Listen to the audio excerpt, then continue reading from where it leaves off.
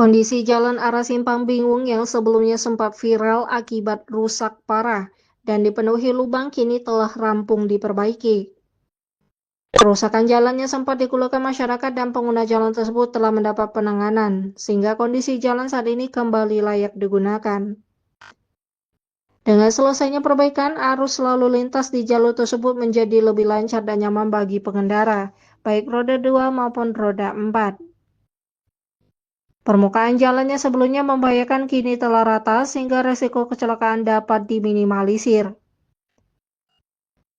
Sebagai upaya menjaga ketahanan jalan yang telah diperbaiki, terdapat himbauan bagi pengguna jalan agar tidak melintas dengan kendaraan bermuatan sumbu besar melebihi 8 ton. Himbauan ini diharapkan dapat dipatuhi bersama demi menjaga kualitas jalan agar tetap awet dan dapat digunakan dalam jangka panjang. Aturan ini bertujuan untuk menjaga keselamatan pengguna jalan dan umur teknis jalan.